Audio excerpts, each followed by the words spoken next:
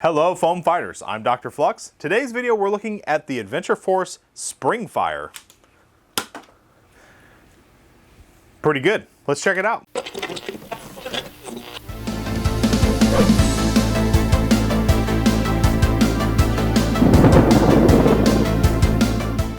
So in today's video we're looking at the Adventure Force Springfire. This is an amazing little cube blaster that has 4 shots. Has no rotation mech. It is a manual rotation mech. Comes with 4 darts. Has a phenomenal plunger tube in here. Can we prime it while it's in the package? You can. Let's go ahead and get this thing out of the package, take a look at it.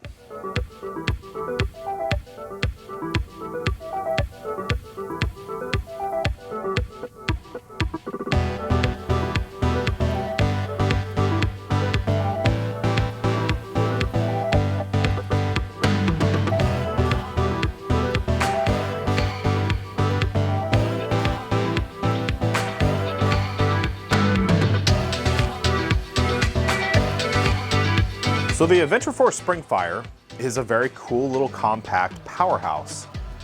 I ended up doing a quick mod on this, and I took it out to the range with stock performance, got some FPS numbers. I'll go ahead and show that. I also took it out to the range and did just some plinking with it just to see how accurate it is out of the box, and it seemed pretty good. So let's take a look at that footage.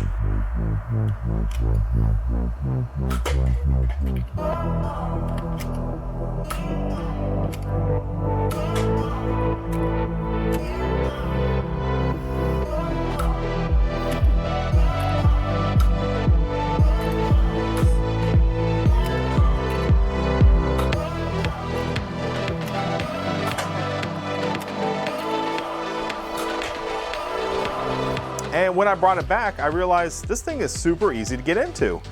I actually saw Luchathor open one of these up and showed me the plunger tube and the spring assembly and everything, and it got me thinking this thing is super easy to mod. So in this video, we're gonna go ahead and open this up, check out the internals. I'm gonna throw 7 coils of K26 in here. I'm going to work with the plunger tube assembly and even throw some brass barrels on here.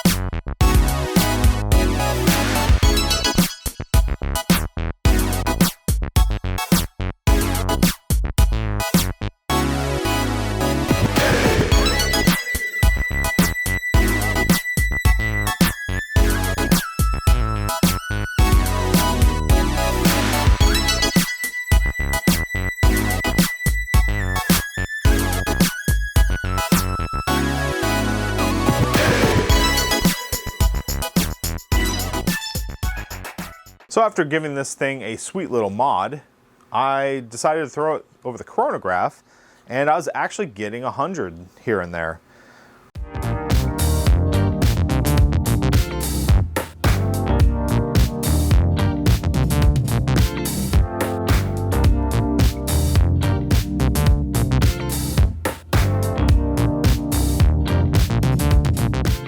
And I am shooting the new Adventure Force short dart,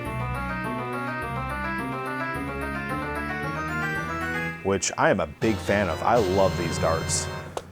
So, in the end, would I recommend this blaster? I say yes. It is a super good blaster for its price, very low price point. If you have availability to go to Walmarts and whatnot, this product is widely available across America. I'm not too sure on its availability across the world. I believe this is a Busby product, so I imagine there could be a Busby reskin and not the Adventure Force line. Yeah, but overall, super happy with this thing. The prime back here, I might go for a T-pole since I throw in K26 in it, but it's not too bad now. So overall, I do recommend this. Pick one up if you can. It is good, just a little sidearm that, you know, when you put a little modding into it, it will hit hard and be dependable and reliable. And I'm a very big fan of this. So I want to thank you for watching this video. Please like, comment, and subscribe. And as always, happy nerfing.